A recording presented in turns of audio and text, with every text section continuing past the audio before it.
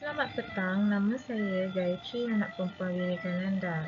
Saya student daripada Masai University akan mempresentkan adat dan budaya dalam perkahwinan masyarakat Melayu Minangkabau. Minangkabau adalah etnik Nusantara yang berasal dari tanah tinggi Minangkabau, Sumatera Barat, Indonesia. Wilayah penganut kebudayaan Minangkabau tersebar di separuh darat Riau, bahagian utara Bengkulu, bahagian barat Jambi, bahagian selatan Sumatera Utara dan Kalimantan dan juga di Negeri Sembilan.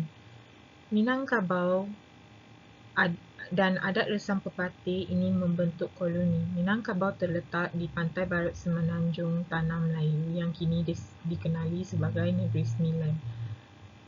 Sebagaimana yang dinyatakan dalam catatan Gerdino di Eridia pada tahun 1613.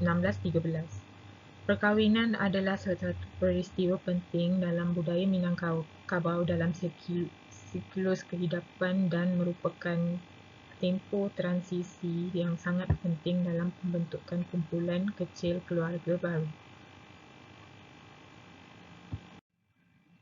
Kaedah kajian saya adalah analisis sejarah, analisis literatur dan analisis media seperti YouTube, jurnal dan research daripada sumber-sumber yang daripada internet.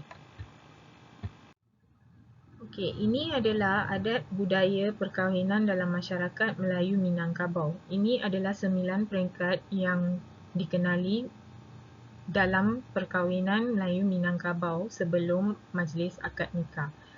Marisik. Marisik adalah peringkat pertama perkahwinan tradisional Minangkabau. Pada peringkat ini, keluarga wanita akan melawat keluarga lelaki dan akan mengetahui jika calon itu sesuai untuk calon wanita, dan sebagai bentuk hadiah, keluarga wanita juga akan membawa cenderahati.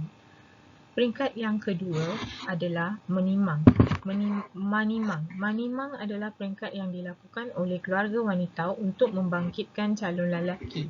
Seperti yang telah dijelaskan, bahawa wanita akan mengambil minuman pada lelaki. Jika anda mendapat berkat itu, anda akan melangkah pada perarakan seterusnya, iaitu batimbang tawenduk, iaitu simbol tandur atau pertukaran sebagai perjanjian mengikat adalah pertukaran warisan seperti keris, fabrik tradisional atau objek lain yang mempunyai nilai sejarah untuk sesebuah keluarga tersebut. Oleh itu, pihak wanita perlu membuat keputusan dengan kematangan sebelum memasuki perarakan ini. Kerana acara ini sudah dilaksanakan, maka acara seterusnya adalah tentang pengambilan calon lelaki. Peringkat yang seterusnya adalah Mahanta Syria. Pada peringkat ini, bakal pengantin diminta kebenaran atau meminta rahmat doa kepada ibu bapa, saudara, keluarga dan kakak paling tua. Pengantin perempuan diwakili oleh saudara mara beliau dan yang telah berkahwin dengan cara menyampaikan pinang. Dan calon lelaki pula akan membawa pelepah yang mengandungi nipah dan tembakau. Upacara ini bertujuan untuk berdoa dan bersolat untuk memberitahu rancangan perkahwinan kepada saudara mara. Peringkat seterusnya adalah Babaku Babaki. Baku bermakna keluarga bapa bakal pengantin yang mahu menunjukkan dan mengambil kos perkahwinan mengikut keupayaan dan kapasiti. Acara bermula dengan bakal pengantin perempuan yang dijemput dan dibawa ke rumah bapanya. Mereka akan membawa beberapa alatan dalam bentuk pinang, beras, ayam, kayu dan barangan pengantin seperti perhiasan emas, hidangan sampingan yang telah dimasak atau masih mentah. Peringkat seterusnya dikenali sebagai Malam Berinai. Ini adalah ritual untuk membenamkan keputusan daun henna merah di dalam kuku pengantin perempuan. Kemudian juga terdapat air yang mengandungi wangian 7 bunga dan payung kuning, kain kuning dan kain dan kerusi perempuan pengantin. Tradisi ini mempunyai makna sebagai satu ungkapan kasih sayang. Tradisi ini dijalankan pada waktu malam sebelum perkahwinan. Sebelum majlis penyampaian bakal pengantin yang diambil dari bilik, akan diapit oleh rakan-rakannya menggunakan pakaian watak dan mengedit rendah. Acara ini melambangkan mandi dengan empengan air wangi daripada 7 bunga oleh golongan tua dan ibu bapa.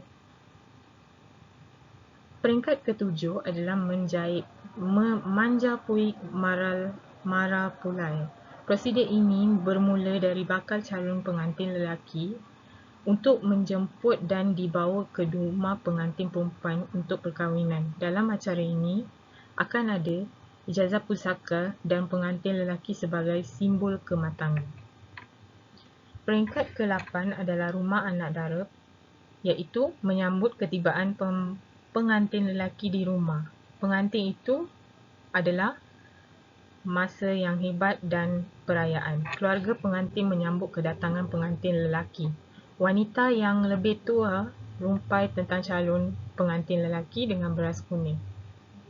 Pengantin itu dihimpit oleh air sebagai simbol dan berkadaran dan kemudian berjalan melalui kain putih ke tempat perkahwinan. Akhir sekali adalah kontrak perkahwinan.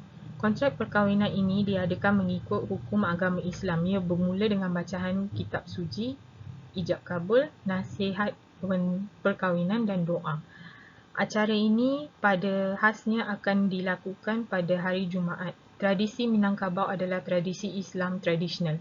Selepas kontrak perkahwinan ini, dua pengantin itu akan berada di sisi rumah anak dara dan bermuzik daripada laman utama.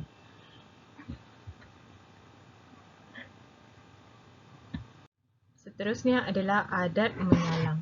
Upacara ini diadakan oleh pihak lelaki pula untuk menyambut pihak perempuan meraihkan pesta perkahwinan. Tujuan bagi adat menyalang ini adalah untuk memperkenalkan pasangan pengantin kepada keluarga lelaki.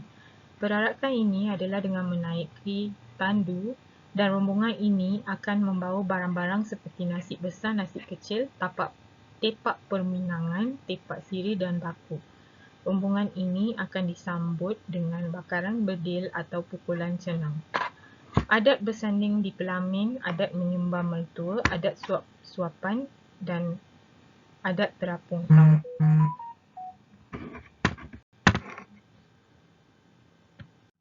Kesimpulannya, daripada sejarah Negeri Sembilan yang menarik dan dari perspektif budaya dan politik, adat pepatik dipraktikkan hanya di Negeri Sembilan. Keunikannya ialah namanya kerana ia mempunyai nambu dan berbeza dengan nama negeri yang unik. Hanya Negeri Sembilan yang mengekalkan adat ini di Semenanjung Malaysia sehingga kini. Masyarakat Melayu Minangkabau ialah komuniti matrilineal terbesar di dunia dan puak tersebut telah sanggup memberikan penghormatan yang sama kepada garis wanita anggota suku dan telah serupa dengan lelaki. Dari segi kebudayaan Minangkabau ini, setelah selesai majlis akad nikah, pengantin lelaki akan tinggal di rumah pengantin perempuan selepas perkahwinan selesai. Dan kesimpulan di sini saya ingin mengatakan, etnik Minangkabau ini sangat menarik dan sangat uniknya disebabkan proses perkahwinan dan mengekalkan adat pepatik menjadi sesuatu yang unik dan tercabar sehingga sekarang. Sekian, terima kasih. Ini adalah presentation saya dan saya ingin mengakhirinya dengan terima kasih.